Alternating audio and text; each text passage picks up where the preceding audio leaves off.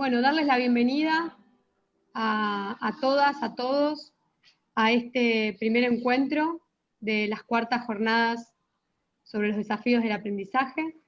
Es para nosotros una alegría contarles que este es el cuarto año que llevamos adelante la charla, las jornadas, y que centralmente lo que quisimos es año tras año dar algunos debates vinculados a los desafíos del aprendizaje, poniendo el eje sobre nuestras prácticas y tratando de tener una mirada multidisciplinaria a la hora de pensar y de pensarnos. Obviamente estas jornadas que empiezan hoy, pero que fueron pensadas en 4 encuentros, teniendo en cuenta que cambiamos la modalidad de encuentro y de interacción, para no agotarnos en un solo día como por ahí lo implementábamos todos los años. Buscamos que puedan estar desconcentradas en 4 días y que podamos aprovechar al máximo lo que vayamos trabajando en cada encuentro. Así que, bueno, darles la bienvenida a Oscar Amaya, que es un docente de nuestra casa.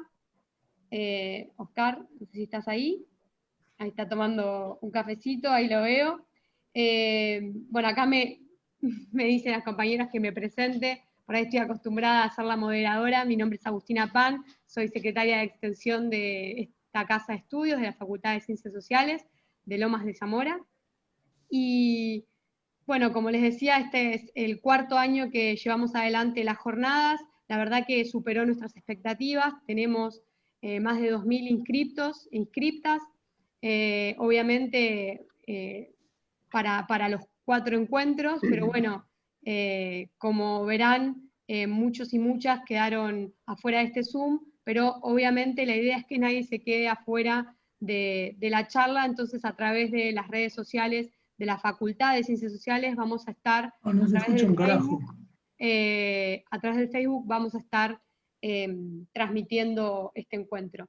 Así que, Oscar, quería darte primero la palabra a vos, en este marco de que estamos organizando estos encuentros y esta jornada desde la Secretaría de Extensión, pero también desde el SAOC, y por ahí está Cristina Ruiz, desde el ICE, quienes fuimos los 4 espacios de la Facultad de Ciencias Sociales que estuvimos trabajando y coordinando estos encuentros.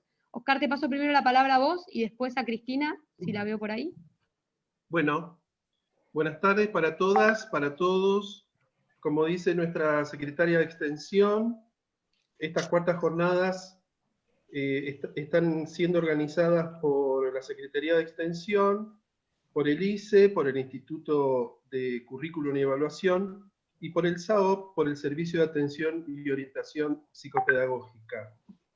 Nuestra participación desde el SAOP tiene una fuerte intención de asumir el título de estas cuartas jornadas sobre los desafíos del aprendizaje, que es de sentimientos, lejanías y cercanías en tiempos pandémicos.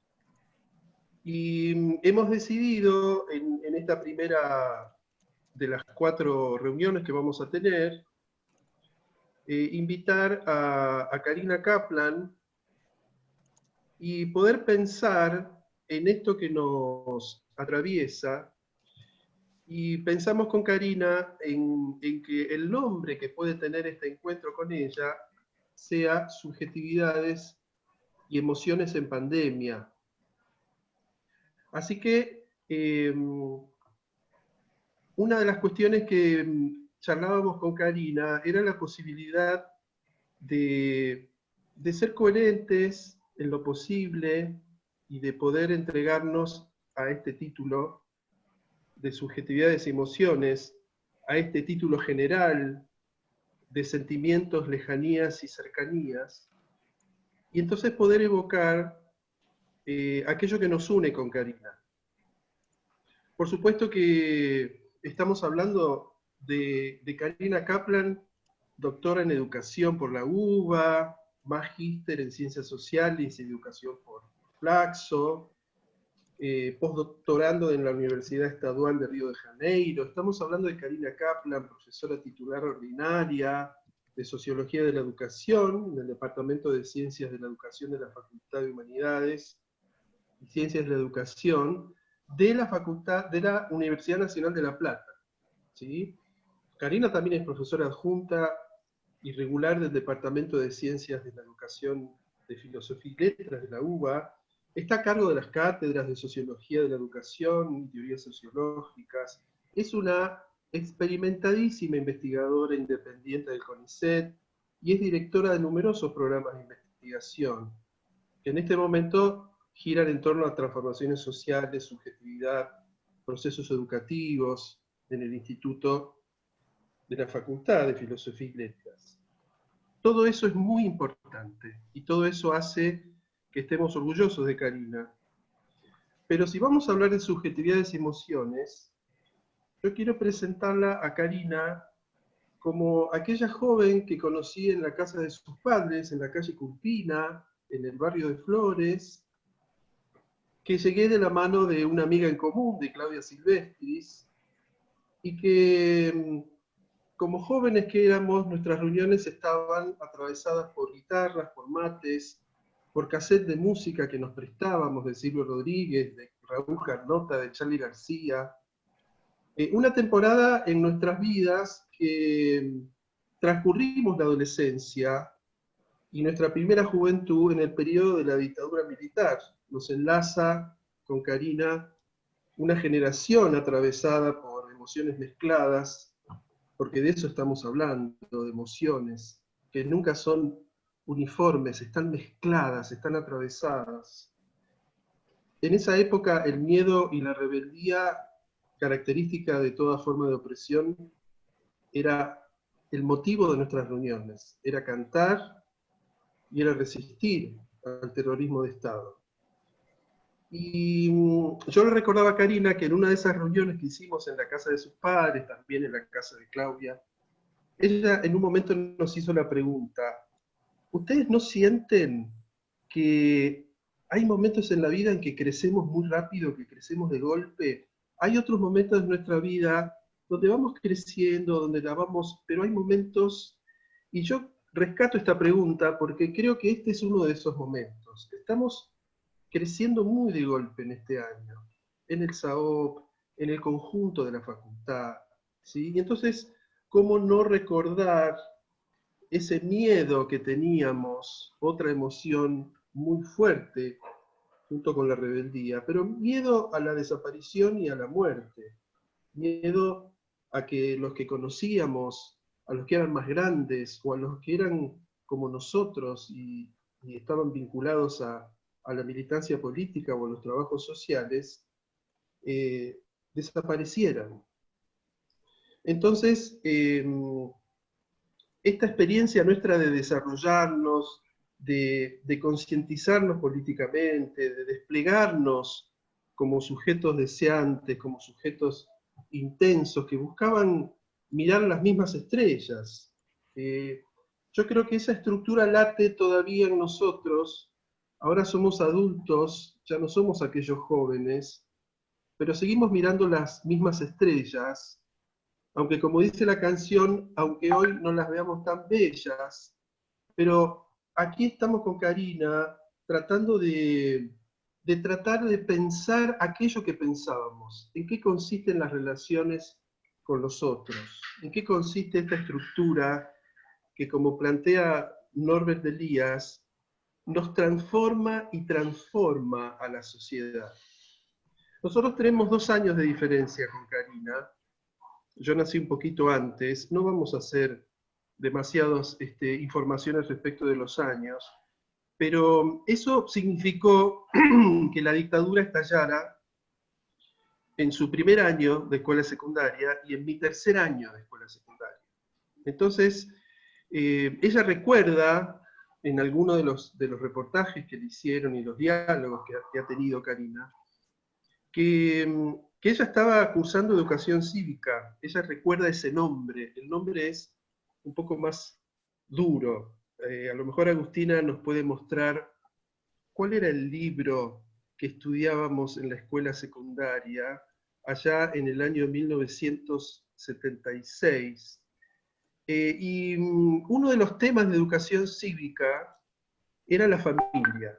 Y Karina recuerda que cuando tuvo que hacer un trabajo práctico sobre la familia, eligió las cartas que el Che Guevara le escribía a sus hijos.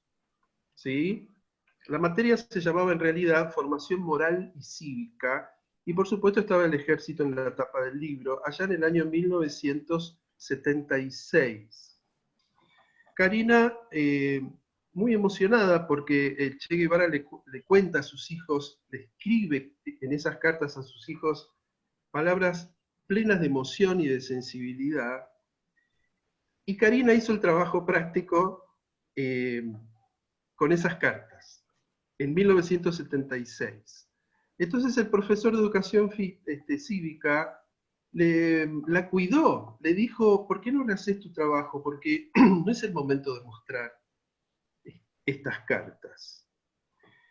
Y bueno, yo llegué al año 1976 con 2 años de la escuela secundaria.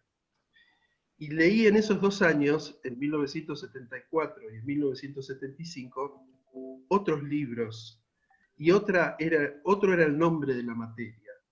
Me gustaría que Agustina les muestre cuáles eran esos libros que yo estudié en primer año y segundo año, y que el nombre de la materia era ERSA, Educación para la Realidad Social Argentina. Ese es un libro donde en la tapa no está el ejército, sino que están unos ciudadanos viendo cómo se vota, cómo es la urna, cómo son sus derechos ciudadanos. Me parece que la portada era bien distinta. Y otro libro que también estudiaba por entonces en el Mariano Acosta, en mi escuela secundaria, era el que ahora Agustina les va a mostrar, y que estaba escrito nada menos que por Emilio Mignone, un militante por los derechos humanos, en esa materia que hasta el año 76 se llamó Estudio de la Realidad Social Argentina. Entonces, a mí me pasó algo parecido a lo de Karina. Eh, Cuando el profesor nos dice que tenemos que comprar libros de moral y de educación cívica, yo no tuve mejor idea que acercarme y decirle, profesor, el año pasado y el otro, yo estudié con estos libros que me parecen más interesantes. ¿Qué le parece si usamos estos? Y el profesor también me cuidó y me dijo, te pido que le digas a tu papá que guarde esos libros porque ahora están prohibidos. Yo fui muy contento mostrándole el índice que está en la imagen que sigue, y en ese índice, entre otros capítulos, había uno que se llamaba Alienación o Revolución, había otro capítulo que se llamaba Liberación o Dependencia, y estaba este capítulo que hablaba sobre lo que está diciendo aquí el índice. ¿Sí? Entonces ahí Karina reflexiona en esa entrevista que ya esos profesores desarrollaban políticas de cuidado para con nosotros, aunque no nos diésemos cuenta que nos estábamos poniendo en peligro.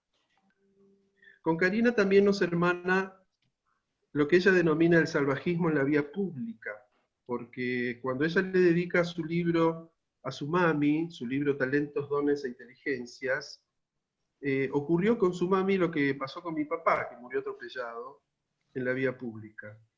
Entonces, esta cuestión de las generaciones, de las alegrías, de los dolores, de las angustias, de las esperanzas, de las utopías, creo que es algo que nos sigue empujando en nuestros oficios, en nuestras lecturas, en nuestras investigaciones. Fuimos creciendo, llegó la universidad, llegaron los trabajos, empezamos a ser ya no adolescentes, sino adultos jóvenes. Yo la invité a trabajar a Karina a los centros familiares municipales, CEFAM, que se desarrollaban en Morón, y eran proyectos enormes, con chicos de 3 años hasta 14 años, 13 años, toda la educación inicial y toda la escuela primaria, que venían a contraturno a los centros familiares municipales, y nosotros trabajábamos con ellos, hacíamos orientación a las familias, trabajábamos las dificultades en los aprendizajes, hacíamos espacios de recreación, hacíamos talleres, y trabajábamos juntos con Karina, muy contentos, porque sentíamos que una pequeñita parte de esa utopía la estábamos pudiendo llevar a cabo. Después, Karina me invitó a mí, a su trabajo, a una escuela de líderes juveniles en la Sociedad Hebraica Argentina, entonces trabajé con adolescentes, y seguimos creciendo, no lo podemos disimular, seguimos creciendo. Karina empezó a trabajar con Tono Castorina en la facultad, yo también trabajaba con Tono Castorina en la Facultad de Psicología. Tono la invitó una vez a la cátedra para hablar con nosotros los docentes, y Karina trajo un bolso con un montón de ejemplares de La inteligencia escolarizada, un libro que había publicado hace poco. Y nos obsequió a cada uno de los docentes su libro, y tuvimos una reunión de cátedra y una tarde de intercambio que yo no lo olvido, entre otras cosas por ese gesto.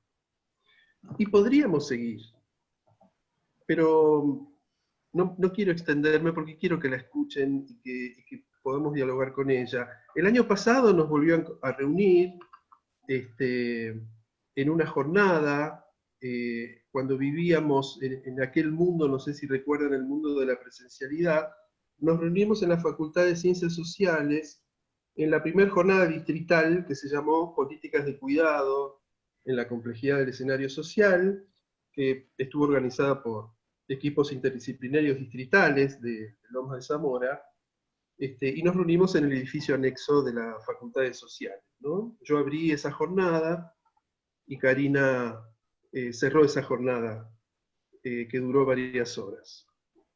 Yo creo que lo vivido deja una huella emocional muy fuerte que se traduce en las especializaciones de nuestros oficios, ¿no? En el caso de Karina, aprender a investigar, a formar investigadores. En el caso mío, supervisar y formar clínicos en psicopedagogía. Yo creo que constituyen trabajos artesanales. Por eso, aunque ella es socióloga y yo soy psicopedagogo, nuestras bibliotecas hay estantes que son muy parecidos. Y entonces hemos leído a Norberto Elías, hemos leído a Richard Sennett, y por eso digo lo de los trabajos artesanales, ¿no? Que se posicionan en la materialidad del mundo nuestros trabajos, en el territorio. Por eso digo que seguimos mirando las mismas estrellas, compartimos un anhelo. Ese anhelo es aportar a la comprensión de esta relación tan fuerte entre desigualdad social y desigualdad educativa, ¿no? Abordar esta materialidad que duele, que se presenta en aulas, en consultorios. Y estamos analizando, creo, estos mecanismos para intervenir, para restituir derechos confiscados a las infancias y a las adolescencias con las que trabajamos. El trabajo de investigación clínica constituye un oficio que también, como el oficio de Karina, por supuesto, requiere de una habilidad sensible en relación a esta realidad que duele. Entonces, este trabajo artesanal me parece que nos sigue acompañando, aún como eco, como reverberación de aquellas charlas que teníamos con quienes éramos entonces, que un poco seguimos siendo los mismos, con nuestra amiga Claudia Silvestris, maestra, hablando de la educación como herramienta para la transformación, para la igualdad. Yo creo que las emociones constituyen un objeto de reflexión muy profundo, y no lo creo, es así. Karina hace muchos años está trabajando con este tema, y yo rescato que así como nosotros estamos muy preocupados desde la psicopedagogía y desde el SAOP, tratando de entender por qué fueron relegadas tanto tiempo las emociones como objeto de estudio, y que cuando se ponen en el campo de la discusión y de la investigación, parecería que aquello que era considerado de menor valor, aquello de que las mujeres qué emocionales que son, ¿no?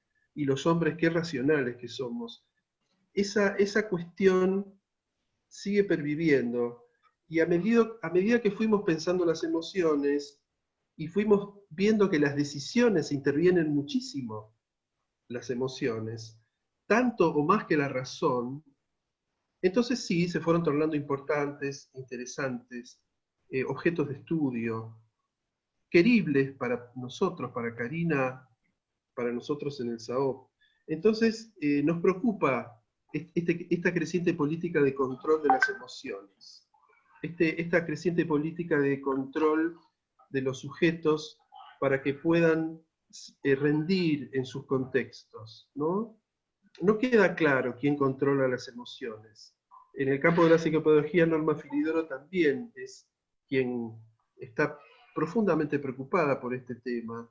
Si somos sujetos autónomos, un autocontrol, o en realidad se trata de unos pocos que controlarían las emociones de muchos. Entonces, tenemos estas preocupaciones comunes con Karina, ¿no? El mercado ofrece capacitarnos en estrategias adaptativas de regulación emocional, libros y cursos y entrenamientos para empresas, para escuelas, que sostienen que la violencia, la depresión, los consumos problemáticos tienen como agente exclusivo y responsable al sujeto y a sus emociones que no están educadas. Por eso Norma dice que quiere que sus emociones sean desobedientes, que no hagan caso, ¿no? Que se porten mal. Y yo creo que nuestras infancias tienen que poder sacarle la lengua, como decíamos el año pasado, a esos mandatos, a esos adultocentrismos. Vamos a tratar de poner atención un poco en estas cuestiones y por eso estoy orgulloso de presentar a Karina y saberla que sigue en sus utopías y que sigue mirando esas estrellas. Así que, Karina, te invito a que quienes están aquí con nosotros puedan conocerte, puedan escucharte, una vez más, quienes ya lo han hecho. Y bienvenida a la Facultad de Ciencias Sociales. Buenas tardes a todos, a todas. Un placer enorme volver a estar en esta facultad, a través de la Secretaría de Extensión y de todas las instituciones de la facultad que organizan esta jornada. Es un honor enorme ser bienvenida del modo en que lo ha hecho Oscar, a quien, como él dice, me une una larga relación y muchas utopías y sueños que todavía están por cumplirse, así que seguimos en la misma lucha. Y es verdad que cuando me invitó Oscar, allá cuando tenía 20 y piquito de años, muy piquitos, a trabajar en el Centro de Familias de Morón, recuerdo una escena, que siempre recuerdo escenas de la vida cotidiana escolar o de mi propio desarrollo profesional como investigadora, como docente. En ese caso, había una chica que se sentía mal y que no quería participar de las actividades de recreación, de apoyo escolar, y entonces, bueno, había toda una idea de psicologizante y biologizante acerca de las capacidades del otro, de que el otro, digamos, tenía dificultades para aprender, y esas dificultades eran innatas, muchas medidas por la inteligencia, y bueno, nosotros nos formamos en la dictadura militar con una cierta psicología, bastante de derecha, por cierto, y entonces que criminalizaba, estigmatizaba la infancia, la patologizaba, esa era la perspectiva, y entonces recuerdo que conversando con esta niña me dice: lo que pasa que hace 2 días que no como nada. Y ahí me di cuenta de la importancia de situar la vida de los niños, de contextuarla, de comprenderla y de denunciarla cuando es necesario. Así que pensando junto con Oscar, Ahora, no sé si... Bueno. en esta introducción que él hizo, que conversamos, específicamente quería comentarles en unos minutos, y luego seguimos la conversación con Oscar, que anoche, bastante de noche, cerrando mi día laboral, y tras haber escuchado relatos en primera persona y haber leído posteos en las redes sociales de docentes que referían a la dificultad de sus estudiantes de continuar enganchados con la escuela en esta duradera experiencia inédita de educación en tiempos de pandemia, ahí mismo volví a pensar que necesitamos insistir y persistir en la convicción sobre el innegable valor simbólico que tiene la escuela en la constitución de subjetividades, teniendo en cuenta que los actores de la comunidad educativa tenemos una presencia material que se encarna en el encuentro de nuestros cuerpos en el cara a cara, pero que también tenemos una presencia simbólica que nos hace perdurables en la memoria de nuestros estudiantes y que nos habilita a recrear e inventar otras formas de encuentro y de conexión. Esta experiencia que estamos atravesando es de muchos aprendizajes. Estamos aprendiendo a hacer escuelas sin paredes y construyendo una experiencia social del tiempo que tiene otras reglas y significaciones internas y externas. Sin edificios que habitar juntos y bajo nuevas experiencias subjetivas de temporalidades, estamos intentando construir trama, tejido, redes y sentidos. Y si hay una lección que nos está dejando esta experiencia, es que la conectividad y la accesibilidad de recursos tecnológicos representan una condición de igualdad imprescindible. Ello es indudable. Necesitamos conectividad para todos y para todas. Pero que junto con la conexión de la conectividad tecnológica es imprescindible lograr lazo emocional.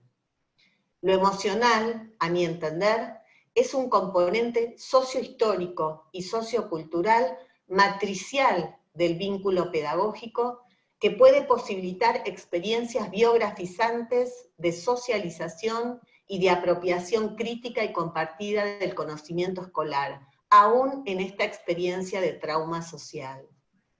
Aprendimos entonces que hay estudiantes que se desenganchan, aún estando conectados. La disponibilidad tecnológica es una condición necesaria, pero no suficiente. Junto con la disponibilidad tecnológica y de cuadernillos y de clases en distintos formatos y de programas televisivos y radiales, hay que construir una disponibilidad subjetiva, un deseo de aprender, una trama emotiva. Conectarse emocionalmente involucra un reconocimiento mutuo. Te reconozco, me reconoces, nos reconocemos en un territorio simbólico común. El orden escolar es de naturaleza fundamentalmente afectiva. Recordemos que también en la presencialidad hay estudiantes que están sentados en su pupitre, pero que con su pensamiento navegan por otros mares.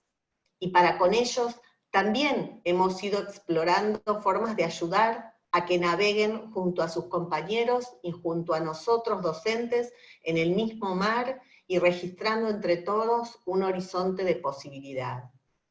Lo cual nos invita a recuperar de nuestra memoria institucional y biográfica docente esos saberes pedagógicos que venimos construyendo con el propósito explícito de mantener la conexión simbólica con nuestros estudiantes a través de la construcción de una red sentimental intersubjetiva para que nadie se sienta excluido ni nadie se sienta en soledad.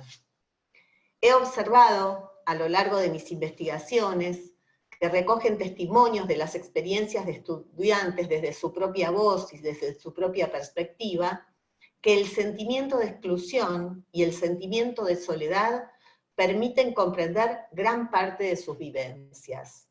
Todos y cada uno desea sentirse incluidos, es decir, aceptado y alojado en una forma de existencia colectiva, Todos y cada uno deseamos y desean sentirse en compañía. Dicho esto, volviendo a la noche de anoche, comentarles que me resultó motivador releer y postear en mi muro de Facebook las palabras del maravilloso escritor Julio Cortázar, quien afirma que probablemente de todos nuestros sentimientos, el único que no es verdaderamente nuestro es la esperanza. La esperanza le pertenece a la vida, es la vida misma defendiéndose. La vida se defiende, qué fuerte esta idea del enorme Cortázar en este tiempo de tantas pérdidas y de tanto miedo a la muerte. Dicho sea de paso, pienso cuánto ayuda la literatura y el arte en general a sostener nuestros horizontes utópicos. Pensaba anoche que lo que estamos haciendo entonces es resistir, como decía Oscar, esta pandemia junto a nuestros estudiantes y sus familias para cuidar la vida, que no es poco. La educación tiene un vínculo con la pulsión de vida, con la esperanza de vida. Es por ello que necesitamos reivindicar la pedagogía del cuidado y la pedagogía de la esperanza. No se trata de una esperanza que espera pasivamente, sino de una praxis basada en una reflexión y acción sobre nuestro mundo hacia una educación humanizadora. Precisamente, cuanto mayor es el sufrimiento social, más necesitamos de la escuela y de la comprensión por parte de las y los docentes hacia los condicionamientos de vida y las subjetividades de las y los estudiantes. Los mismos docentes que forman parte y formamos parte del sufrimiento social tienen el enorme compromiso ético de acompañar y acompasar el sufrimiento social de los niños y las niñas, e intentar con obstinación pedagógica que nadie se sienta solo. Quizás sea este el más grande desafío y la mayor gratificación profesional que nos queda en este tiempo, es decir, ser conscientes del valor de operar como sostén emocional de nuestros estudiantes y sus familias.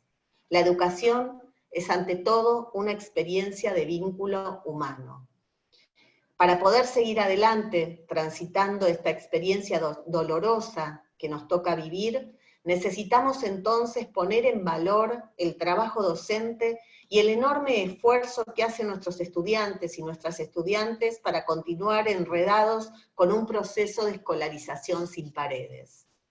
Participando la semana pasada de Parche Maestro, una potente actividad de encuentro de maestros y maestras de Medellín, Colombia, una docente angustiada traía la justificación de algunas desconexiones de sus estudiantes.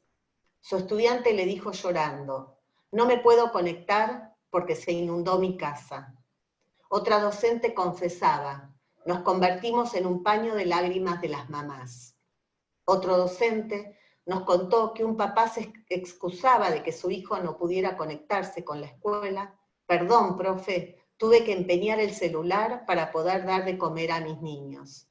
Una directora a su vez confesaba, no me deja dormir el 2021.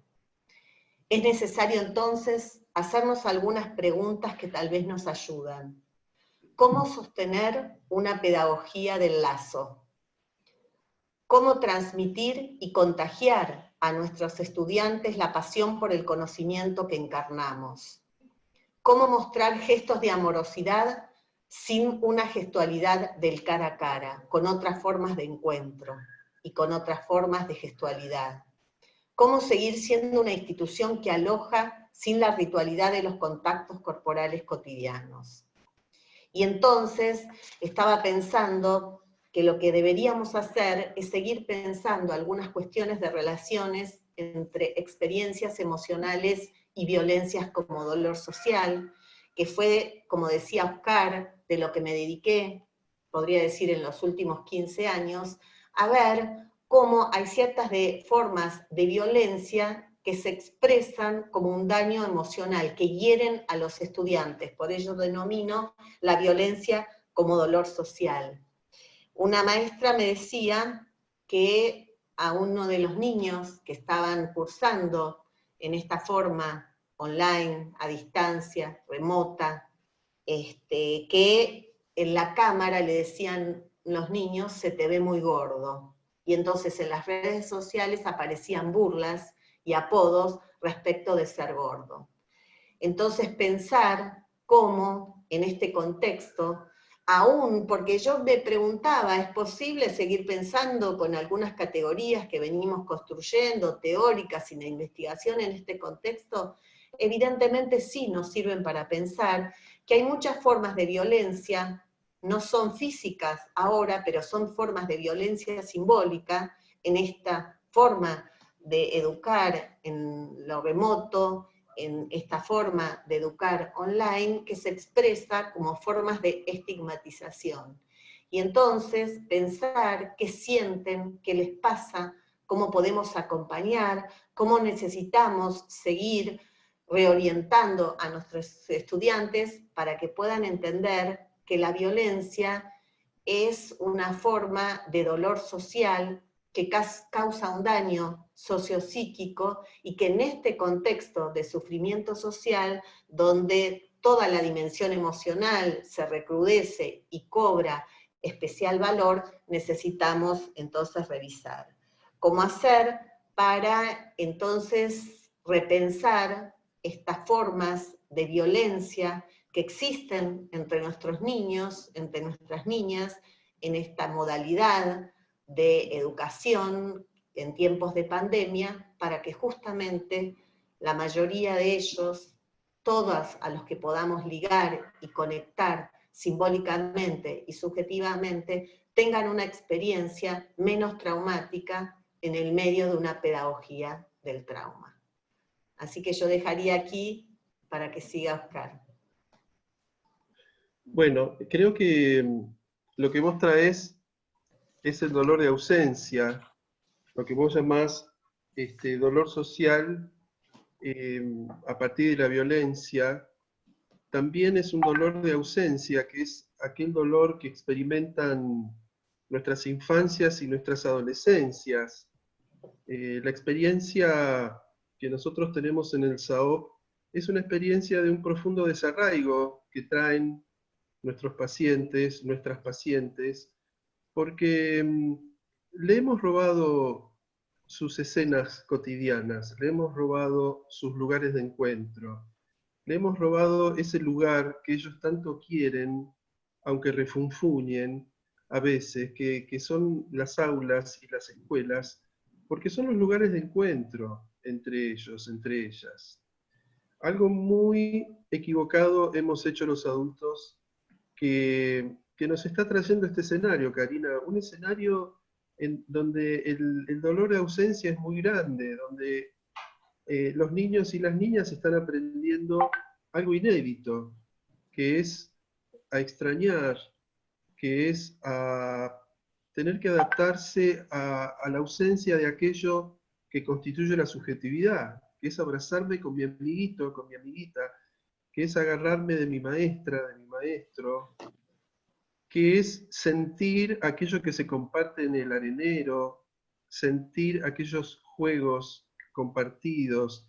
Nos han robado una dimensión, estamos en dos dimensiones y esto creo que constituye fuertemente este dolor de ausencia, ¿no? El valor simbólico que vos traés, Karina, es un valor insustituible, irrenunciable, que es las aulas, los espacios, el derecho a aprender, y en los consultorios el derecho a tener una asistencia clínica, a tener un tratamiento psicopedagógico. Es decir, espacios de socialización en donde tratamos de ayudar a esto que vos denominás el desenganche, ¿no? Lo que estamos viendo es que conexión no es garantía, que la conectividad es un derecho de todos, pero una vez obtenida, debemos llevar a cabo estos lazos que vos traés, ¿sí? Esta pedagogía del lazo, esta clínica del lazo. Yo creo que si hay pulsión de vida es a partir de sustituir la ausencia de los cuerpos, de tratar de que la voz tenga algo de lo táctil, que la mirada tenga algo de lo táctil, que el pequeño espacio en el que estamos trabajando nos permita acercarnos. En el SAOP nosotros nos gusta pensar que las pantallas son como ventanas medios mágicas, porque en realidad en toda ventana hay una adentro y una afuera, y lo que estamos experimentando con los pacientes es que esta ventana tiene dos adentros, la casa del paciente y la casa del terapeuta. Este encuentro a través de las pantallas nos permite seguir sosteniendo algo del orden del lazo, algo del orden de este lazo emocional que vos traes. Por eso quise enfatizar un poco el sentido autobiográfico, porque nosotros en la clínica del SAOP descubrimos que hay dos biografías que siempre se encuentran, ¿no? La de una infancia que está crepitando, que está latiendo, y de una infancia que es convocada, que es la infancia de la psicopedagoga, del psicopedagogo. Ese encuentro es algo que se tiene que intentar llevar a cabo aún en contextos de aislamiento. Y el trabajo es tratar de pensar que el aislamiento no es lejanía.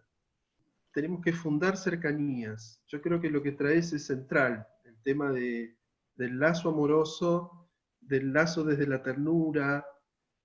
Yo creo que frente a este enorme dolor social, porque violencia también es esto, ¿no? Son escuelas arrebatadas, son aulas y patios vacíos, son salas de atención primaria en donde es riesgoso ser asistido, es decir, el vaciamiento de lo humano en los espacios compartidos.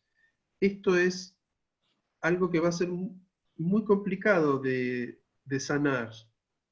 Esto que trae la maestra, creo que vos decías, Karina, del 2021, que el 2021 no me deja dormir, y es algo que es sobre lo que estamos pensando cada vez más, ¿no? Es decir, el dolor de ausencia, si en el 2021 podemos reencontrarnos, ¿podremos abrazarnos? ¿Podremos darnos un beso? ¿O aún seguiremos semiocultos por los barbijos y con la distancia social? ¿Cómo pensar el lazo social con cuerpos presentes quizás en el 2021, pero aún distantes? Entonces el desafío es muy grande. Tu preocupación respecto de las escuelas es compartida por nosotros, es nuestra preocupación respecto de los consultorios, y por eso el trabajo con las emociones es muy, muy crucial, ¿no? Esto que vos trabajás en tus investigaciones de la vergüenza, la culpa, el orgullo, el resentimiento, el par inferioridad, superioridad, estas emociones que siempre se entremezclan y que vos decís que incluso se superponen y que no pueden ser definidas únicamente con colores y con emoticones, sino que se trata de poder pensar las profundidades del espíritu infantil y de las vivencias infantiles. Me gustaría que podamos pensar lo que vos denominás giro afectivo, porque es un objeto de preocupación para investigadores, para docentes, para terapeutas, pero al mismo tiempo es, o por lo menos compartimos vos y yo, y muchos de los que están aquí presentes, este desvío o esta dirección inquietante que está tomando el trabajo con las emociones y los sentimientos respecto de la autogestión, del control. Me preocupa que esta cuestión de los tiempos pandémicos aceleren un poco estos procesos de desubjetivación, ¿no? No sé cómo vos lo estás pensando en relación a lo que se viene y cómo el mercado está tratando de, agazapadamente o no tanto, de capturar nuevamente un objeto a través de técnicas, de cursos, de capacitaciones, de PowerPoint, de flyers. ¿Cómo lo ves, Cari? Bueno, en primer lugar, el dolor de la ausencia se suple con más presencia. Es decir, yo creo que en este tiempo la presencia simbólica Es decir, esta oportunidad que tenemos de seguir insistiendo obstinadamente, pedagógicamente, con el lazo social, digo porque somos obstinados los docentes, por eso podemos seguir adelante y ayudar a seguir adelante. Claro que algunos desenganchados va a haber, y nosotros mismos nos cuesta, digamos, pero con cada revinculación, nosotros damos sentido a nuestro trabajo, ¿no? Y volvemos a darle sentido a nuestro trabajo cotidianamente, porque también estamos encerrados y estamos también bajo las formas del sufrimiento social. Ahora, insisto, la escuela es la institución que se mantiene de pie, donde los docentes están día a día generando condiciones para que las formas de desigualdad tecnológica y otras formas de subjetivación, que como vos bien describís, son distintas de acuerdo a las particularidades, y también de acuerdo a las familias. A mí me preocupa mucho el cliché de la familia ideal, pensando que los niños, las niñas y los jóvenes están refugiados en sus casas y en sus familias. Justamente muchos de los relatos de los docentes tienen que ver, y de los directivos, por supuesto, tienen que ver, de los equipos de orientación escolar, psicopedagógicos y demás, todo, digamos, la batería, digamos, que tenemos para atender a los niños en las escuelas. Bueno, ahora esto es un problema porque hay formas de violencia intrafamiliar, violencias de género, y entonces estar en esos hogares no es un lugar de cuidado ni de protección. La escuela representaba eso, pero claro, todavía le estamos pidiendo a la escuela, a los psicopedagogos, a los equipos, que insistan con esa cuestión de registrar estas formas de emotividad que tienen que ver con la violencia, justamente en sus formas físicas y simbólicas. Nosotros que estudiamos los cortes, las autolesiones, los cortes en la piel y ciertas tentativas de suicidio, nos preguntamos también qué está pasando con estas situaciones de estos jóvenes que aparecían fuertemente en nuestras investigaciones y que justamente lo que estaba por detrás de estas formas de autolesión corporal, de prácticas de cortes en la piel, tenía que ver con un fuerte malestar social, con sentirse solos, no sentirse acompañados, sentir que en sus familias no los comprenden, y justamente la escuela parecía siempre el lugar reivindicado, que hay algún preceptor, algún psicólogo, algún maestro que se dio cuenta de que algo me pasaba, me preguntó, la disponibilidad de la escucha.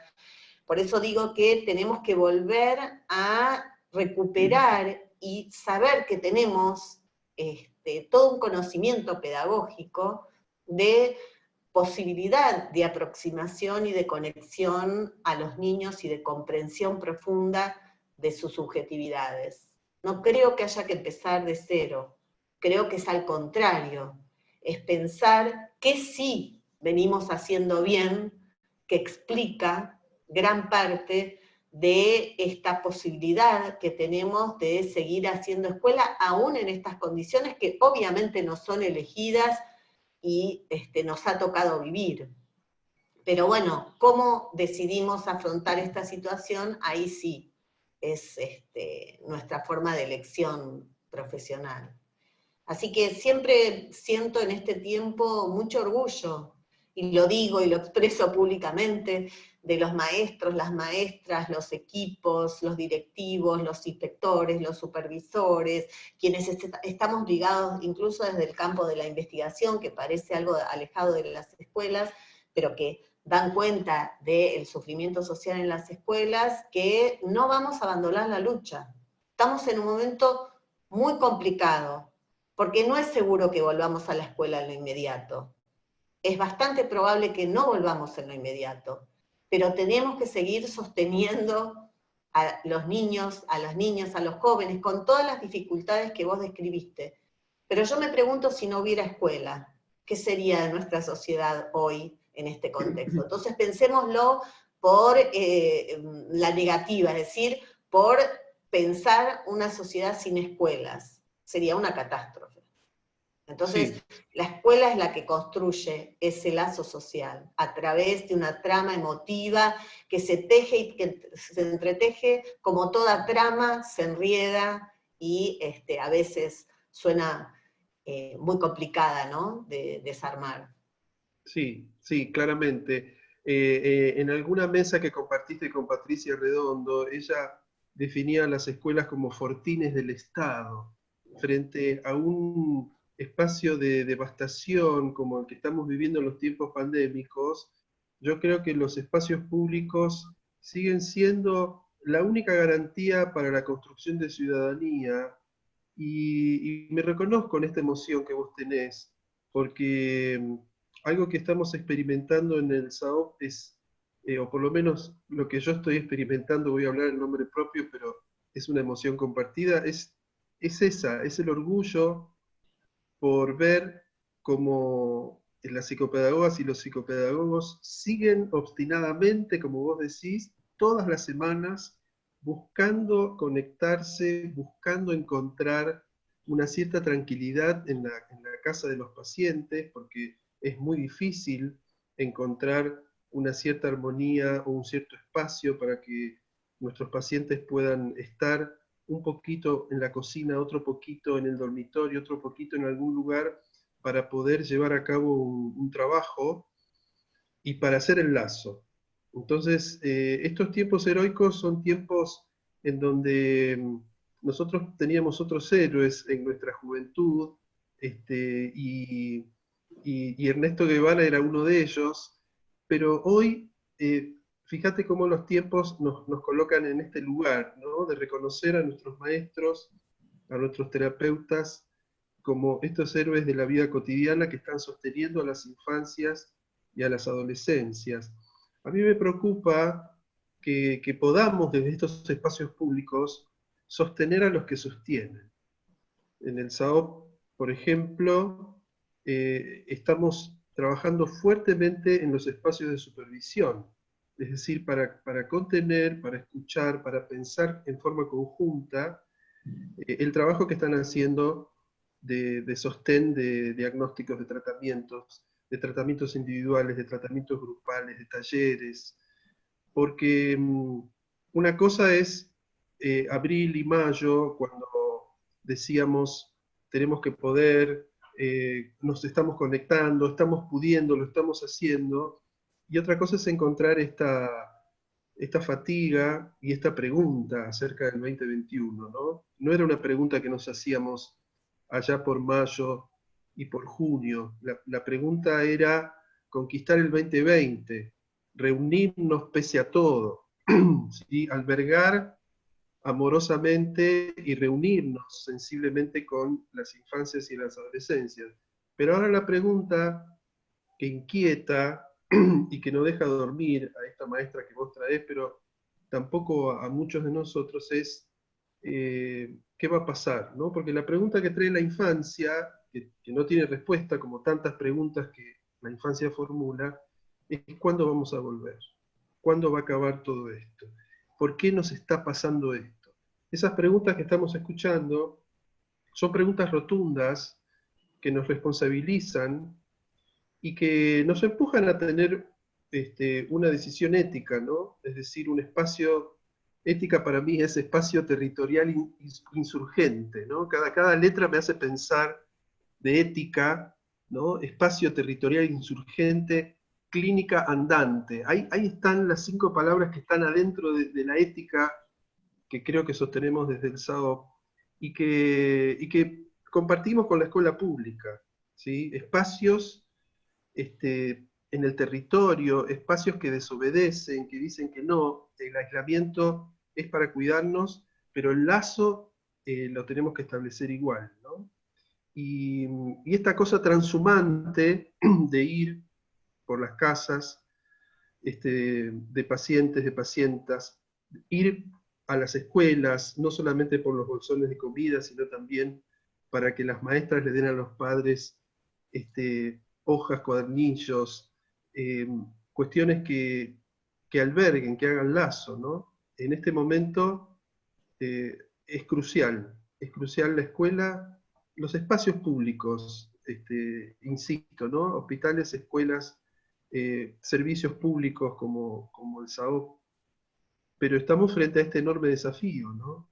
Se acerca el 2021 y quizás duela tanto o más que el 2020. ¿En qué condiciones vamos a poder restituir los espacios comunes, los espacios de encuentro? ¿Sí? Si los vamos a dejar a la merced de las canchas descubiertas como se pretenden desde algunos lugares, o vamos a poder volver a transitar esos espacios comunes, las paredes, los bancos, aunque estemos un poco más lejos, pero es fundamental restituir el lazo social en la presencialidad, en las mejores condiciones de cuidado, pero es mucho lo que se extraña. Hay un dolor de ausencia que es intenso, ¿no? Es una inflamación en el alma que no hay ungüento, que no hay ninguna pasta ni ningún jarabe que nos alivie. Bueno, vos tenés la oportunidad de encontrarte con docentes también de otros lugares de nuestra América, y también verás que la angustia es muy fuerte en ellos, y que hay que decirlo, así como los adolescentes se preguntan por el sentido de la vida y cómo seguir, y si vale la pena hacerlo, hay docentes, hay adultos que se formulan estas preguntas también, ¿no? Hay dolor, hay desesperación, hay angustia por un futuro, por un venir. Bueno, yo creo que esa es una condición de época, somos sujetos inscriptos en nuestra época, somos profesionales que nos toca este tiempo histórico y qué hacemos con este tiempo histórico y cómo ayudamos a compasar este sufrimiento social, el dolor social, que además sumo mucha pérdida y mucho sentimiento de muerte. Entonces, y básicamente la escuela es un lugar de vida. Por eso, ¿cómo hacemos para reconvertir ese sentimiento de muerte, de exclusión, de pérdida, y poder elaborarlo hacia una pedagogía de la esperanza de vida? Incluso porque he estudiado, como vos decías, bastante la cuestión de la desigualdad, y los sectores vulnerables, populares, tienen menos esperanza de vida, es decir, se van a morir más. Y las condiciones de vida hacen que estén más expuestos, estamos todos expuestos a esta situación particular, pero también hay sectores de nuestra sociedad que están más expuestos. Pero ahí yo tengo esperanza en la escuela, porque la escuela ha demostrado a lo largo de la historia, vos mismo lo dijiste, post-Malvinas, dictadura militar, 2001 en nuestro país, una serie, digamos, de experiencias traumáticas, quizás no son similares a esta, pero sí en otro sentido, y ahí estuvo la escuela y los maestros que están de pie. Podríamos decidir no hacerlo.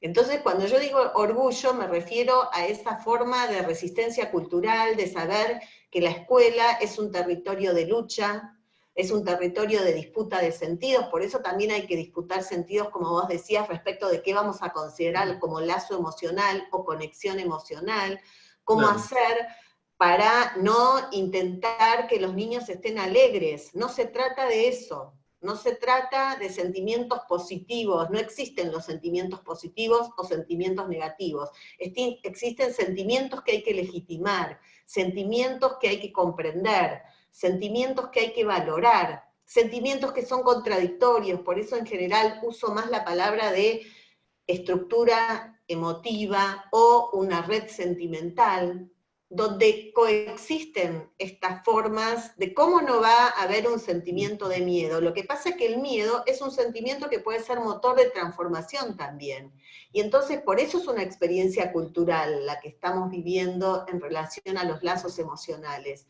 ¿Quién de nosotros en el consultorio, como profesor, como docente, cuando se está despidiendo de sus estudiantes, de sus pacientes, supongo, bueno, yo soy paciente, así que me despido así de mi terapeuta, agradeciendo, reconociendo el espacio? Gracias, profe, nos vemos en la próxima. Nos vemos en la próxima es enorme.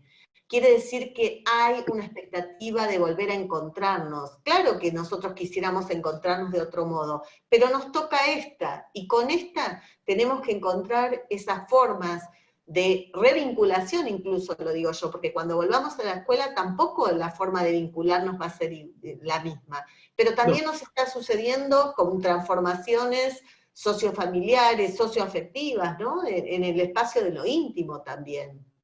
¿Cuántos de nosotros no vemos a nuestros padres o los vemos poco? Y ya digamos la cuestión de lo familiar, nosotros somos en ese sentido italianos, judíos, españoles, muy abraceros, tenemos una cultura latina, somos muy toqueteros, ¿no?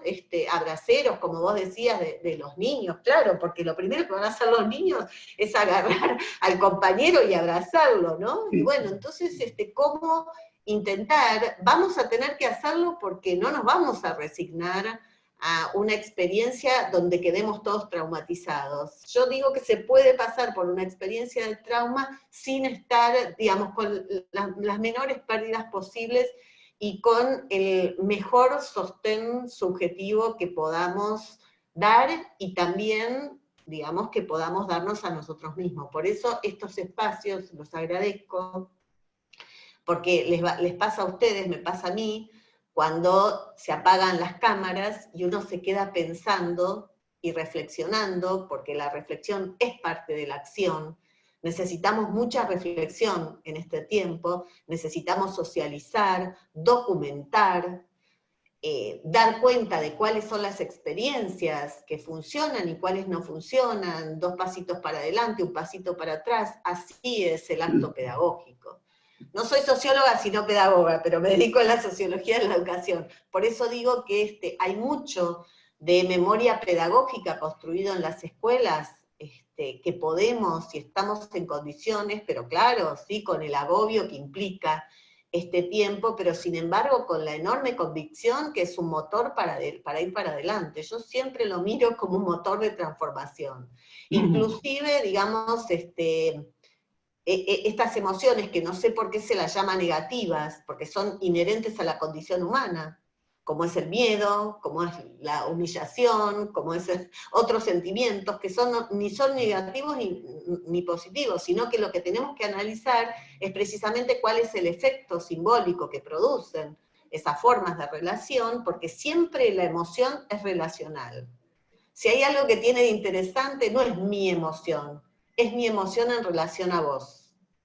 No es la emoción de mi estudiante, es lo que a mi estudiante me devuelve de mí en el espejo emocional en que nos vemos todos. Entonces, bueno, ¿cómo fortalecer a las y los estudiantes? ¿Cómo enaltecerlos? ¿Cómo reivindicar esas formas de emotividad? Y si están tristes, que nos cuenten que estás triste, y ver cómo nosotros con palabra podemos ayudarlos, solamente con la disponibilidad de la escucha, y ustedes lo saben mejor que yo, quienes son psicopedagogos, psicopedagogas, quienes tienen, digamos, toda una batería de constitución, de intervención sobre la constitución subjetiva de todos nosotros. Yo creo que es muy potente ese trabajo. No me resigno a pensar que la escuela no va a seguir cumpliendo esta función que cumple, que es de subjetivación. Insisto, advirtiendo aquellas prácticas que tienen que ver con humillaciones, con formas de inferiorización, no solo social, también de inferiorización, por esta idea que me decía la maestra, lo burlan porque es gordo, lo burlaban de antes porque es gordo. El tema es que ahora, ¿cómo hacemos? Que no es en el encuentro cara a cara, aunque los rostros son los que a veces aparecen, ¿por qué algunos apagan la cámara? No es solamente un problema de conectividad, entonces. Quiere decir que hay otros elementos, cómo se sienten los estudiantes, cómo nos sentimos nosotros con esta experiencia inédita que nos toca vivir. Y bueno, socializar esta forma de emotividad. Hay algunas emociones que, digamos, nosotros vamos registrando que quizás en la presencialidad no teníamos, pero también tenemos otras formas de potenciar que hemos descubierto. Y bueno, nos van a quedar algunos que seguirán desenganchados, pero yo creo que es la única institución que los está buscando a todos y a todas, y sabe de cada uno y de cada una, incluso de quienes están desenganchados. Vaya si no es una institución simbólica que da nombre, que da individuación en el sentido de que cada uno y cada uno de los estudiantes, las estudiantes que están sentados ahí o que están conectados o que nos están escuchando, están en nuestra memoria emocional. Sí, esto es algo muy potente. Yo no comparto tampoco estas especies de distopías respecto de la desmantelación o el desmantelamiento del lugar público, porque creo que, como te comentaba antes, es el único lugar que inventa futuro, que construye subjetividad, que construye ciudadanía. Sé de muchas escenas que están sucediendo tanto en el campo de la clínica como en el campo de la escuela, donde por las noches las psicopedagogas, los terapeutas y las maestras hacen algún llamadito, dejan algún audio, maestras que cuentan un cuento para que sus alumnos se vayan a dormir, pacientes que llaman por X razón que no se acuerdan bien, que se olvidaron, pero que quieren decirle algo a la noche a su terapeuta. Yo creo que esta búsqueda, este acto de amor que representan estos ejemplos, nos tienen que ayudar a poder sostener esta utopía que compartimos desde hace algunos añitos ya, Karina, y que me parece que en estos tiempos todo adquiere un significado muy rotundo, ¿no? Cuando nos saludamos y nos preguntamos cómo estás en estos tiempos pandémicos, o cuando nos despedimos y nos decimos cuídate, el significado ya es otro. Nos estamos preguntando si estamos contagiados, si tenemos síntomas, si estamos pasando un día más o menos bien de salud. Y cuando nos despedimos nos estamos diciendo eso: cuídate, no te contagies, no salgas si no tenés que salir, y si lo haces, cuídate mucho y cuida a los tuyos. Estamos intentando sobrevivir para volver a encontrarnos, como vos decís, los más de los más posibles, y sabiendo que tenemos que ir a buscar a aquellos que se desconectaron, ¿no? Yo anhelo ese momento en que en las escuelas, en los servicios públicos hospitalarios, en lugares como el SAOP, vayamos a buscarlos y saber cómo están, ¿no? Y recibirlos. Yo pienso pienso en esas caritas cuando entren al SAOP, después de tanto tiempo, y sobre todo aquellos pacientes que empezaron este año su tratamiento, que no conocen el SAOP, y que sin embargo están en el SAOP, trabajando cada semana con su psicopedagoga. Entonces, para mí el 2021 es un espacio de espera, de que abran la puerta del SAOP y empiecen a mirar cómo es, y los que venían empiecen a recordar cómo era, ¿no? Esta cuestión a mí me emociona, me remito, como vos habrás visto, los documentales de las rondas que hacían grandes y chicos en los escombros después de la Segunda Guerra, y hacían rondas infantiles, y todos eran niños y niñas, porque la guerra había terminado. Entonces yo estoy esperando que en ese 2021 podamos jugar a la ronda, que podamos jugar a la mancha, que podamos volver a las cuestiones más básicas de nuestra educación sentimental, ¿no? Y esto tiene de bueno trabajar con las infancias y con las adolescencias, que maestros y terapeutas, gracias a ellos y a ellas, lo infantil de nuestra infancia y la pasión de nuestra adolescencia y rebeldía sigue perviviendo, sigue crepitando, ¿no? Entonces, quisiera brindar por un 2021 y poder pensar que la utopía es posible, que el horizonte está allí, y que cuando un paciente me pregunta cuánto falta, a mí me sale decir: falta menos que antes. Y tratar de cultivar esta palabra que vos traes, que es esperanza, y que tiene este carácter activo, ¿no? Este carácter subjetivante, este carácter de implicación. Pero bueno, este es el desafío. Yo el otro día estaba dando una charla porque me pasa que también nos ha transformado la vida cotidiana por ejemplo, a muchos de nosotros, que estaba construida en base a viajes internacionales o a viajes a las provincias, y ahora estamos navegando por internet, ¿no? Solamente. Y recordaba siempre que cuando uno se despide, vos sabés, porque te gusta mucho Brasil también, y nos gusta mucho el portugués brasilero sobre todo, cuando uno se despide con colegas con los que trabajó toda una semana, 15 días, y que también tuvimos momentos académicos y momentos informales, ellos dicen: eu tengo saudades de você, tengo añoranza de ti. Ya cuando te estás despidiendo, están diciendo que ya te están extrañando, y que en realidad es una manera de decir: te extraño porque no te voy a poder ver, pero también te extraño con la firme convicción de que te voy a volver a ver. Y esos saudades, esas añoranzas, no encuentro exactamente el verbo nuestro, sería como una especie de extrañar, pero es un extrañar mirando lo valioso de la experiencia que acaba de suceder, pero también con la esperanza de volver a reencontrarnos y con la convicción de que eso va a suceder.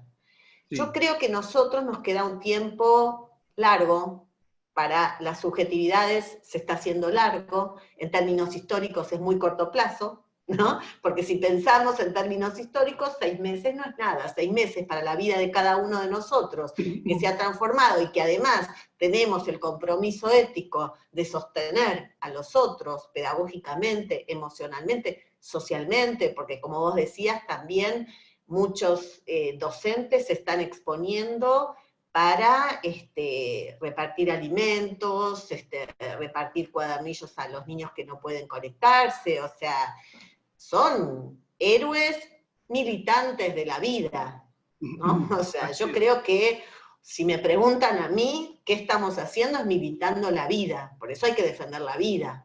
Entonces cualquier opción que no tenga que ver con el cuidado de la vida no es una opción pedagógica. Exacto. Básicamente yo pienso eso cuando exponer al no cuidado no es ninguna posibilidad de pensar pedagógicamente la escuela, ¿no? En esto estamos de acuerdo. No. Entonces, bueno, pensar cómo seguimos militando la vida a partir de esa institución que elegimos, que es a partir de la cual, insisto, estamos construyendo también nuestra propia esperanza a futuro. Y bueno, ¿cómo transmitir entonces que hay esperanza? Claro que la hay. En algún momento esto va a ser un recuerdo, que este recuerdo sea una experiencia compartida que nos permita decir: estuviste ahí mientras te necesitaba. Gracias, maestra. Claro, claro, porque es amar hasta el fin, ¿no? Es saber que el otro está. Y esto de la saudade, de você, esta cuestión de de emoción, me hizo acordar, ¿te acordás cuando íbamos al cine?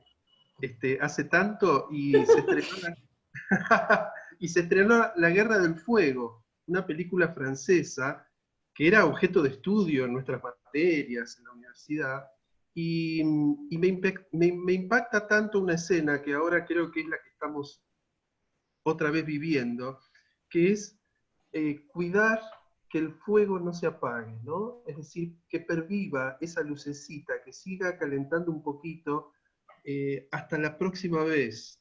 Entonces es saudade, el hasta mañana, nos vemos el martes que viene.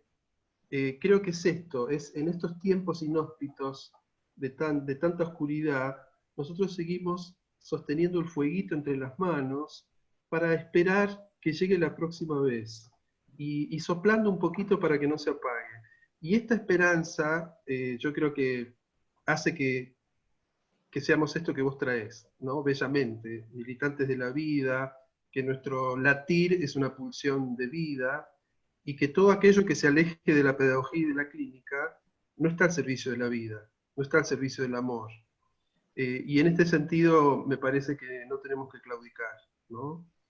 Y bueno, y sigo pensando en aquello que pensábamos, ¿no, Karina? No vamos a claudicar porque seguimos pensando en la educación como una herramienta transformadora, y en ese libro de Educación de la Realidad Social Argentina, cuyo capítulo decía ¿alienación o liberación? Esa pregunta nosotros queremos que se siga respondiendo siempre del mismo modo, y vamos a seguir sosteniendo aulas y consultorios como una práctica de la libertad. Necesariamente es nuestro compromiso ético.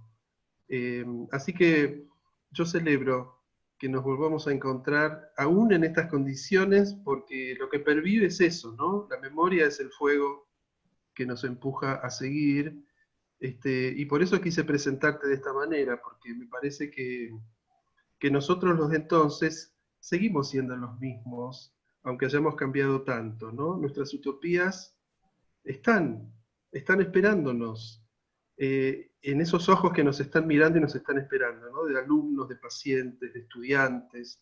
Los estudiantes también agradecen mucho, como vos decís, en estas cursadas virtuales. Así que bueno, somos responsables por ellos, con ellos, junto a ellos. Sí, yo de acuerdo con esto, agradecerte mucho esta responsabilidad ética, este compromiso ético que hemos asumido y que tiene su contraparte en los gestos de amorosidad que nos devuelven los estudiantes, los pacientes. Es ahí donde nosotros también damos sentido a nuestro encierro y a nuestro sufrimiento, porque se puede sostener el sufrimiento del otro si se lo reconvierte en algo que sea del orden de lo vital. Eso hace la escuela finalmente, aquellos niños que vienen marcados por violencia en sus cuerpos, por violencia familiar, aquellos niños que vienen sin comer a la escuela, como recordaba esta niña que me había dicho que hacía 2 días de que no comía, es decir, que su dificultad para aprender tenía que ver con las condiciones materiales de vida. Y uno tiene que aprender entonces a comprender a estas infancias y bueno, apostar por la educación como factor de humanización, que además nos hace humanos a nosotros, es una experiencia humana. Y además estaba leyendo ahí, así medio de refilón en el chat, agradecer muchísimo todo lo que están poniendo, interactuando, fui leyendo, una emoción, la cantidad de gente que se asomó a este fogón, recordando las juventudes nuestras, donde el fogón también, hay otras maneras de hacer un fogón virtual. Ahora en vez de conversatorio voy a proponer hacer fogones virtuales. Entonces tocamos un poco la guitarra y también, digo porque hay alguien, ahora ya están posteando otras cosas, pero hay alguien que decía esta cuestión de cómo lo académico no tiene que estar reñido de lo vincular y lo emotivo. Cómo nosotros también, cuando, digamos, hacemos experiencias de capacitación, de formación, de socialización, tenemos que también saber que está comprometido nuestra emotividad, nuestro sufrimiento y también nuestra esperanza. Entonces, bueno, para mí es un momento muy, muy, muy importante este encuentro, porque además, bueno, nombraste a mi mamá, que efectivamente, como tu papá, murieron en accidentes, que en realidad no son accidentes de tráfico, porque son situaciones de la vida evitables, ¿no? Sí, Esta pandemia es inevitable, es decir, no se podía, sí, quizás desde una mirada de largo plazo se puede pensar en estas formas de capitalismo salvaje, pero digo, siempre recuerdo que mi mamá es una psicóloga, o era una psicóloga que atendía en escuelas de sectores populares en gabinete, y que iba a buscar a los niños, en este caso a los adolescentes, a sus casas los fines de semana, porque hacía una semana que no venían a la escuela.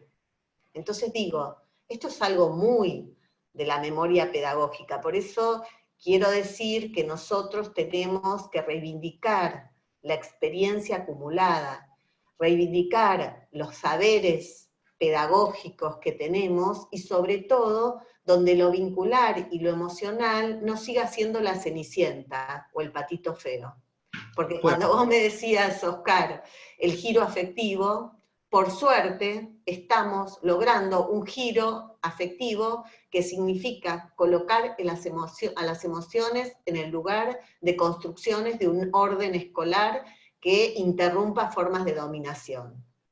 Así que yo creo que las estructuras sociales y las estructuras emotivas se imbrican, que se transforman las sociedades y nos transformamos nosotros sociopsíquicamente. Así que podemos transformar este dolor social, este sufrimiento y esta pulsión de muerte que aparece con toda crudeza en esperanza de vida, en deseo de aprender y en deseo de reencontrarnos. Sí, sí, lo vamos a lograr si empeñamos nuestra palabra, pero también y sobre todo nuestra emoción, ¿no? Poder ser sensibles a quien nos está esperando en las aulas, en los consultorios. Te tomo lo del fogón, absolutamente. Por eso elegí recibirte y recibir a todos quienes están aquí con una canción de nuestra adolescencia, para que la podamos cantar en estos fogones virtuales. Ojo con el techo, Karina, porque sé que no lo tenés muy alto en tu casa, pero bueno, vamos a hacerlo. Me gustaría que puedan acceder los presentes a algunos de tus escritos, quienes no han tenido el placer de leerte.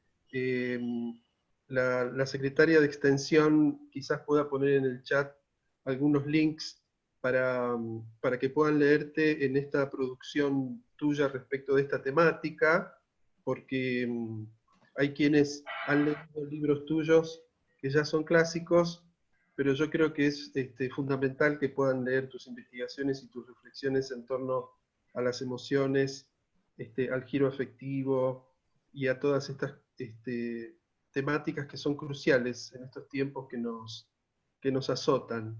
Así que agradezco muchísimo que hayas estado y nos hayas visitado, y que haya sido una oportunidad para recordar lo vivido y que nos empuje para seguir viviendo, para lo que va a venir, ¿sí? Ya no hay cassettes, ya ni siquiera hay CDs, pero la música nos va a seguir acompañando. Pero hay música. Sí, sí, sí. Así que te agradezco mucho, Karina.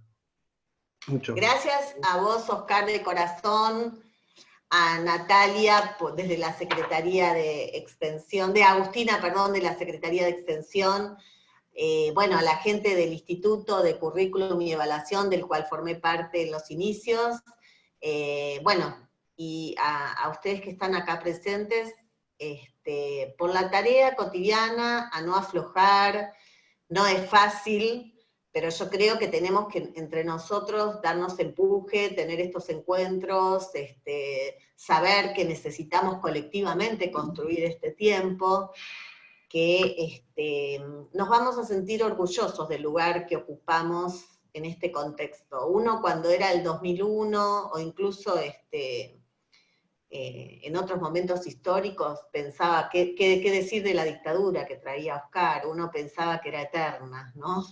Y que, digamos, esas formas de rebelión juvenil no iban a hacer nada. Sin embargo, son esas formas de rebelión juvenil y, por supuesto, del mundo adulto, pero nosotros como jóvenes aportamos en su momento nuestro granito de arena para interrumpir esas formas de dominación. Aquí nos tocó algo que es de otro orden, pero sin embargo, lo que sí sabemos es cómo posicionarnos éticamente frente al sufrimiento. Sí. Así que agradecer a la Facultad de Ciencias Sociales de esta universidad, que me encanta el campus, me encanta el centro de estudiantes, ir a tomar un cafecito.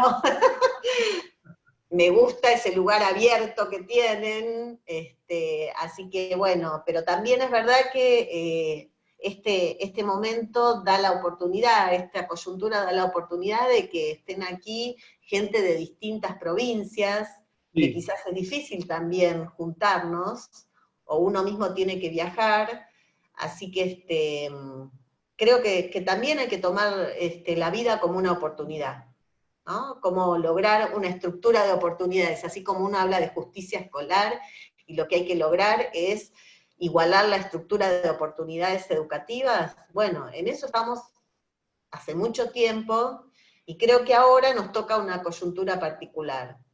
Pero, como les decía, somos sujetos inscriptos en un tiempo histórico y comprometidos con una época con las mismas convicciones de siempre. Así Así que es. gracias. Y por eso nos vamos a despedir como nos fuimos encontrando, ¿no?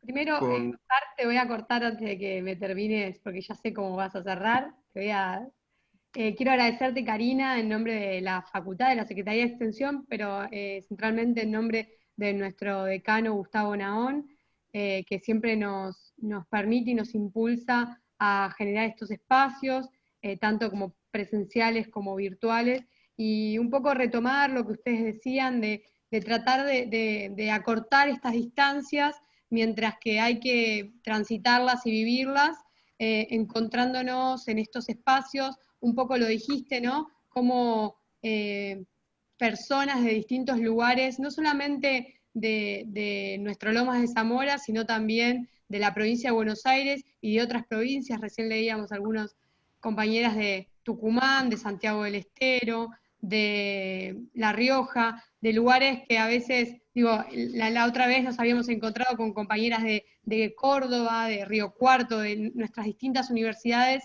y de nuestros distintos lugares, y encontrarnos también nos enriquece, aunque sea a través de estas plataformas. Creo que, nada, hay que pensar, como decían ustedes, desde el lado positivo, que es podernos encontrar, y tratar de seguir profundizando en estos análisis, porque a veces nosotros a través de tipos ideales analizamos la coyuntura y llegan estas circunstancias que nos dan vuelta todos los modelos y tenemos que volver a repensarnos. Me parece que en este camino es el ejercicio que estamos haciendo y poder profundizar también en algo que está en movimiento, ¿no? No vamos a poder tener conclusiones finales, pero sí ir acompañándonos y ir creciendo en este recorrido. Así que, Karina, agradecerte mucho por tomarte este tiempo. Oscar, también, digo, como siempre, acompañándonos y apoyándonos mutuamente, hombro con hombro, con el SAOP. Y ahí a Cristina Ruiz, que la tengo por acá cerca, en nombre de Elise también. No sé si, Cristina, querés habilitar el audio. Sí, está También, habilitado. ahí va, agradecerte, Cristina. No, yo, ¿sabés, Karina? Me quedé pensando. ¡Ay, qué emoción verte, Cristina! Pero ¿sabés qué? Me quedé pensando cuando, con tus palabras, viste que hay mucha cosa con de cómo calificamos a los pibes, ¿no?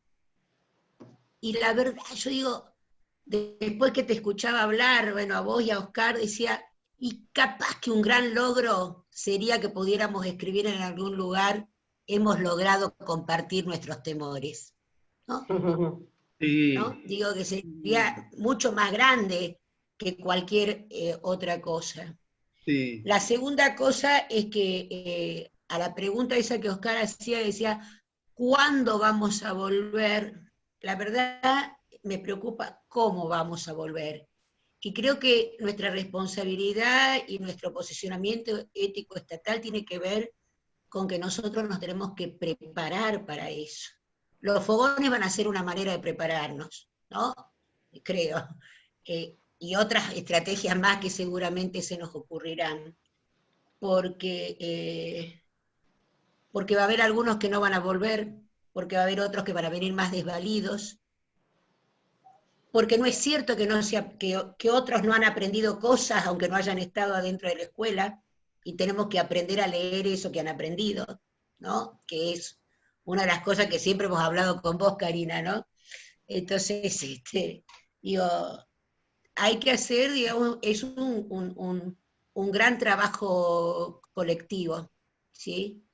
Y entonces, en mi querida facultad, digamos, no podemos quedarnos a describir ese paisaje, sino creo que tenemos que intervenir activamente en cómo juntos encontramos esos caminos. No hay otra manera que no sea desde lo colectivo, porque la invitación está a navegar juntos que planteó Karina, ¿no?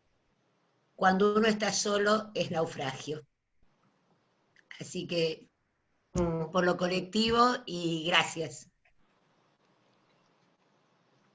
Gracias, Cristina. Agradecerles a todos y a todas los que se sumaron, y ahora sí lo dejo a Oscar.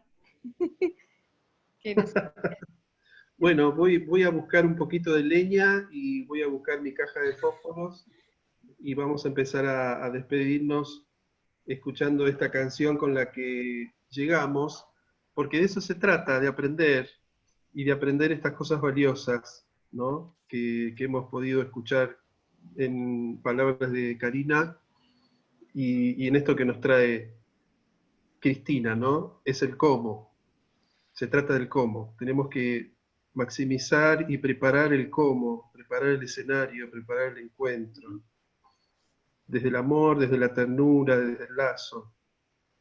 Tenemos que ser responsables y estar a la altura. Vamos a lograrlo. Somos muchas voluntades. Sí, yo creo que además en el mientras tanto estamos construyendo mejores condiciones dentro de la situación que la tenemos, y me parece que de eso se trata también, que primero que nunca nos fuimos. Claro. Entonces uno vuelve al lugar, ¿no? O sea, estoy un poco tanguera también, ¿no? Volver, bueno, nosotros somos un poco nostálgicos. También digamos que la verdad nunca nos fuimos porque nunca renunciamos a estar donde debíamos estar.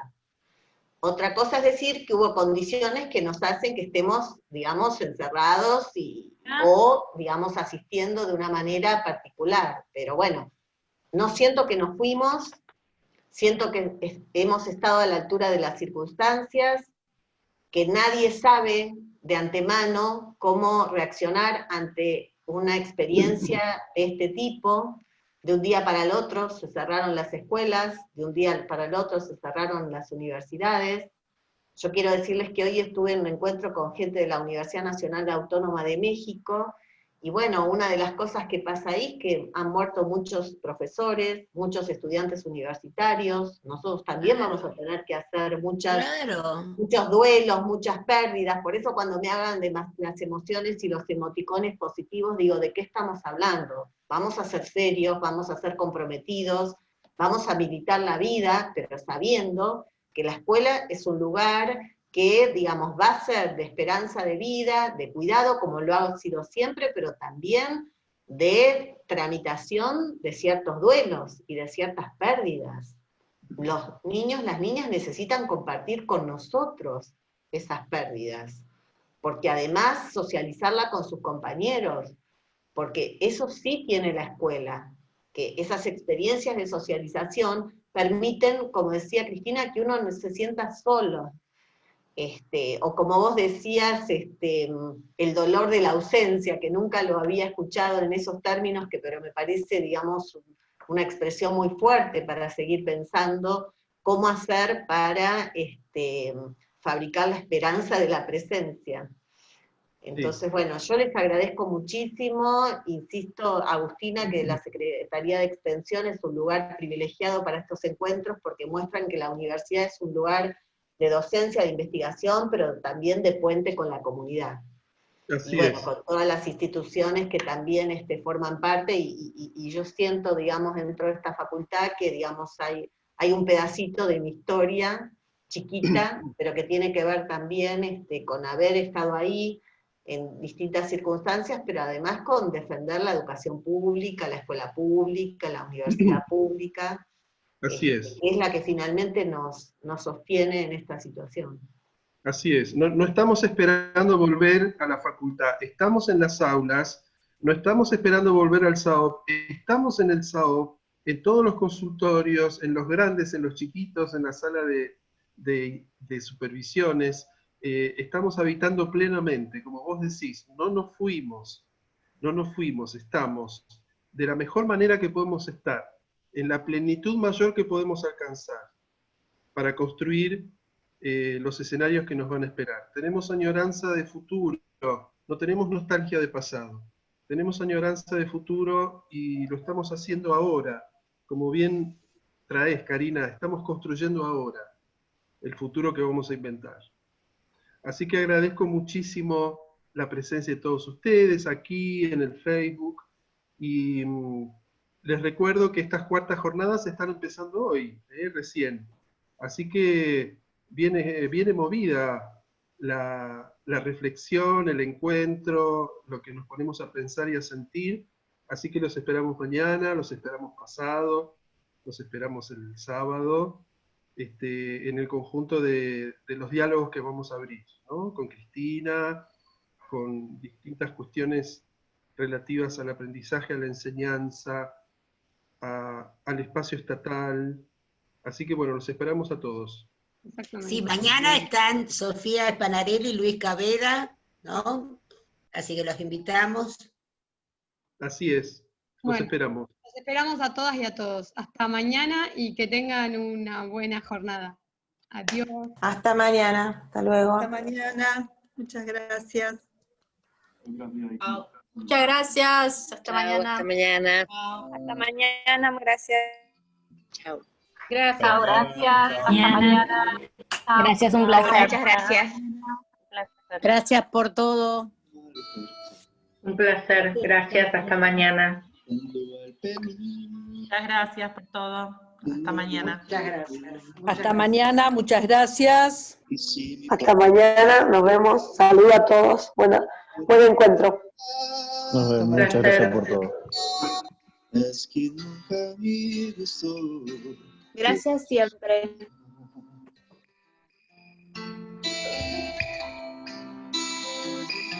Viento del sur,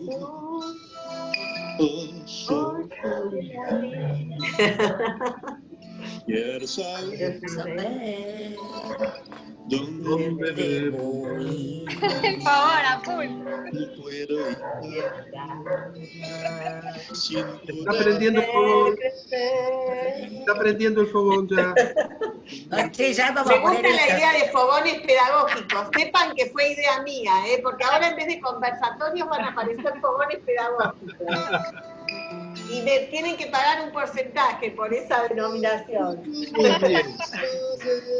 Que aprender, solo conocía su ciencia de fe. Nada se animó a decir una verdad. No fue tonto.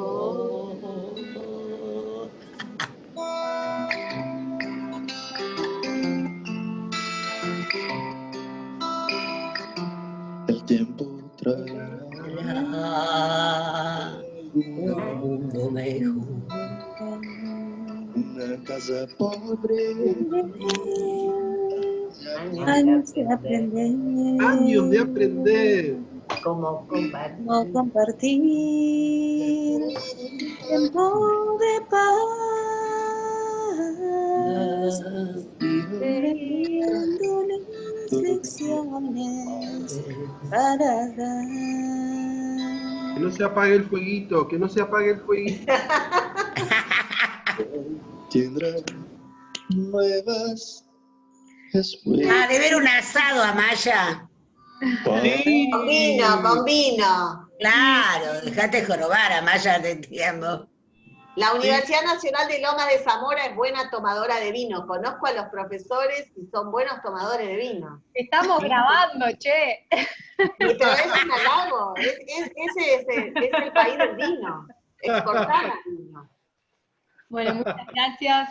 Muchas gracias. Nos despedimos. Gracias, Karina. Gracias, Cris.